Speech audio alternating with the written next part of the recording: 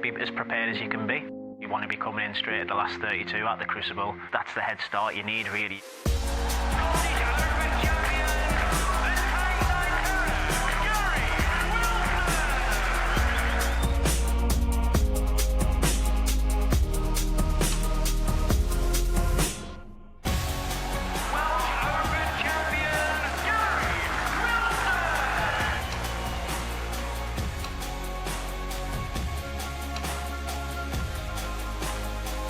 The best man win.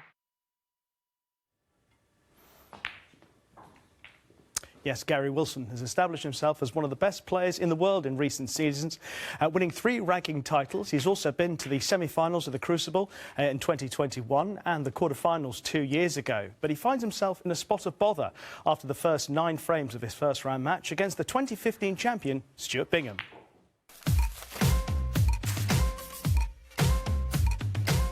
This is going to be all fireworks, I think. There's not going to be much safety in this match.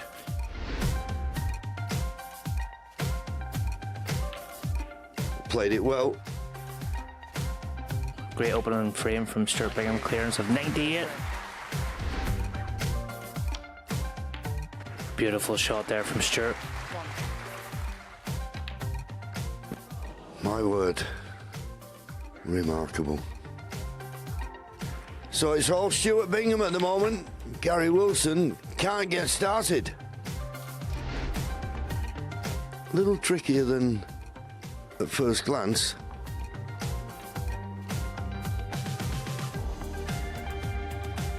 What a shot. Very, very good. 4-0, Stuart Bingham.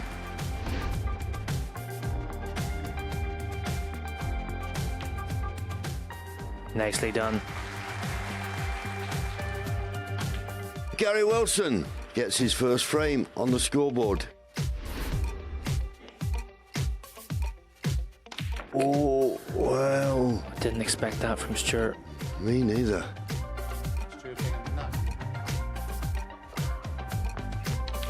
Another frame on the board. Could have gone either way. 5-2.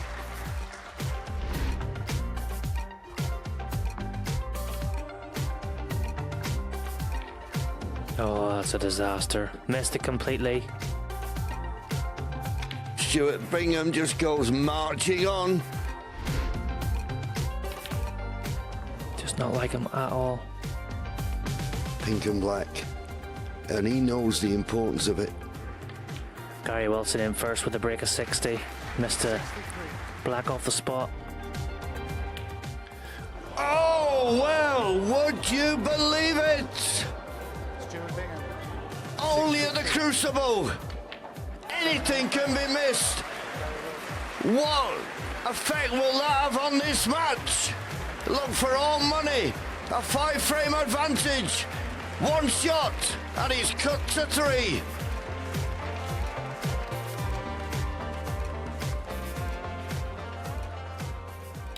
So here's what's coming up for you on the BBC this evening. On Table 2, the continuation of Stuart Bingham against Gary Wilson. Bingham with a 3-frame advantage.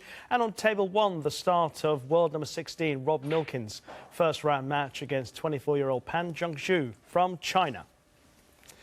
Delighted to have Shaun Murphy alongside me, a winning Shaun Murphy, a beaming Shaun Murphy. We'll talk about your performance a little bit later on, Shaun, but let's just deal with Gary Wilson against Stuart Bingham. Now, 6-3 to Stuart Bingham, but there's, I imagine, very little to choose between the two players going into this final session, just given Gary Wilson's record here and the way he's played the last couple of seasons. Yeah, I think it was a tough match to choose, you know, from the start of things. You know, Stuart Bingham and Stephen Maguire were the two players everyone wanted to avoid through the qualifiers. You know, Gary Wilson considered himself a little bit unlucky that he got such a tough draw, but there was a few missed shots here or there throughout that match, and the score could have been sort of completely different. I mean, this is the one at the end that everyone will remember. The previous VT actually showed us a number from each You know, that's you could have written your own scoreline really from that first session. If you'd offered Stuart Bingham a 6-3 lead at the start of the session, he'd have snapped your hand off. Yeah. Having squandered a 7-2 lead, that'll be interesting to see how that's affected him throughout the afternoon. He's had to think about that. All his friends will have been messaging him about it. It'll have been on social media. We're talking about it. Yeah. But that's the art. You've now got to ditch that, take your 6-3 lead and run off into the distance, and that's a different challenge. And what about for Gary Wilson? Well, again, I mean, he almost ran to the table to pop that black at the end with the rest. He will just be so relieved that he got out 6-3 instead of 7-2. 7-2, the match is not over, but it's almost over. 6-3, he is still in there with a sniff, particularly if Stuart continues to make mistakes like that. OK, well, the big news today concerns Mark Selby. He, of course, was up against Joe O'Connor. He had a bit of a mountain to climb going into the second session against his pal. 7-2 Joe O'Connor led overnight. Selby did threaten a comeback, but O'Connor held his nerve to win by 10 frames to 6. The four-time world champion is out, but Joe O'Connor is through to the second round on his Crucible debut. Over the moon, to be honest. A little bit lost for words. Came in sort of a dream draw for me. Obviously, you know, prefer to play him in the final, but first round, yeah, a good mate in Mark, and I'm just chuffed to get the win and still be here on my debut. I lost the match yesterday. Today I sort of gave it a fight, you know, and played a little bit better. But yeah, yesterday was embarrassing, really. You know, from 2-all, I just made it too easy for Joe, and Joe just picked me off. Really, he punished me when he got his chances. He done what he had to do. If I'm not enjoying it, then I've always said I need to start looking at other things. So if I am going to carry on, I need to try and get a different perspective, or even seek help somewhere else to sort of give me a different mindset when I'm playing. I hope he don't retire. If he does, then he can come in my corner if he wants. But he's a legend, you know, someone I've looked up to since I've started playing, and it would be a shame if he did retire, but hopefully he don't. So here's confirmation of what we now know about today's matches. Obviously, the 2005 champion, Shaun Murphy, through safely to the second round. Mark Williams 5-4 up against Sijia Wee. He made a good start, Williams. We went 2-0 up, but Sijia Wee has stuck in there, kept it quite tight between the two. And confirmation that Joe O'Connor defeated his pal, Mark Selby, by 10 frames to 6.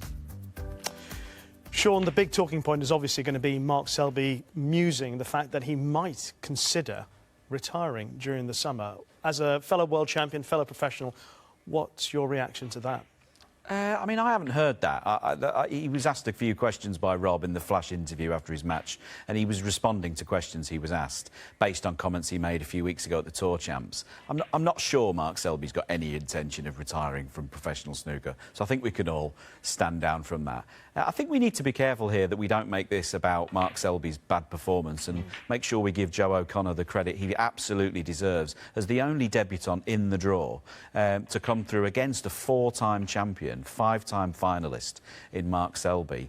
He deserves all the credit for that, being out there and standing up and being counted for. Mark wasn't at his best, mainly because Joe kept him under it, and that underlines the point that was made before. Because they're mates, there was no intimidation factor. Joe wasn't playing Mark Selby, one of the greats. He was playing Mark, his mate, and he made him pay.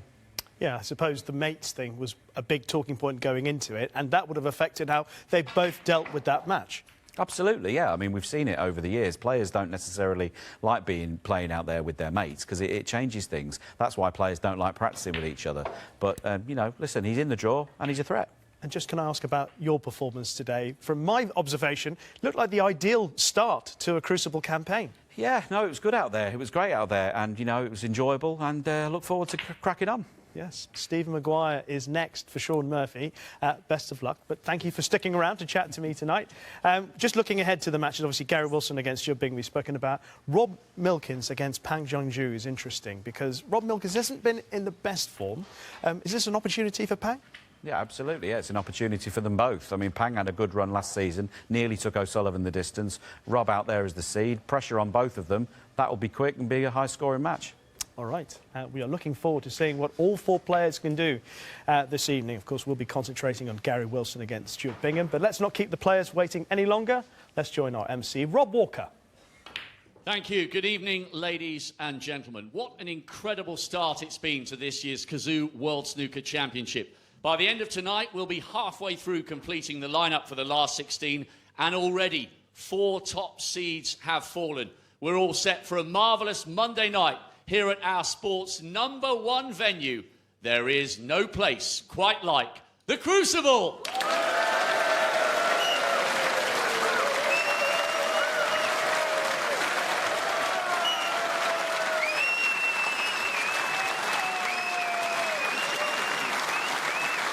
Please welcome the second youngest player to make it through qualifying to the biggest stage of all. He secured his 2nd successive Crucible appearance with a brilliant victory over Cao Yupeng, a ranking event finalist in Leicester last year, China's Pang Jung-Soo.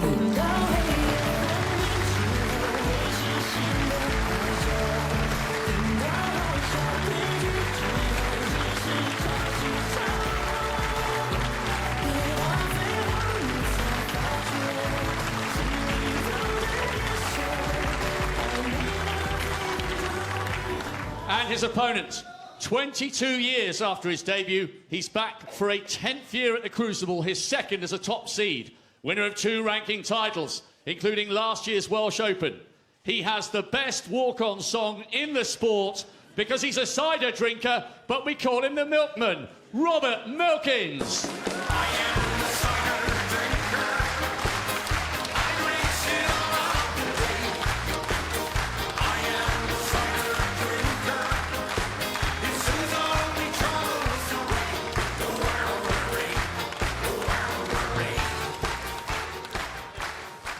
And now to a man who marched all the way to the final and the title 9 years ago.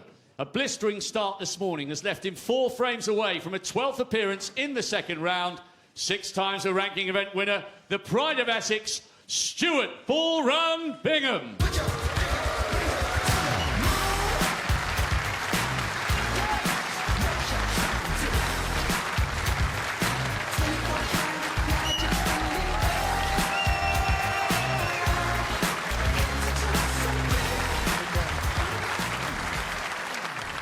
And finally, to the reigning Scottish and Welsh Open champion. He took the last frame of the session on the black to reduce the deficit, and he will believe he can turn this round. Made the semis in 19, he'll come out blasting because he's the Tyneside terror, Gary Wilson.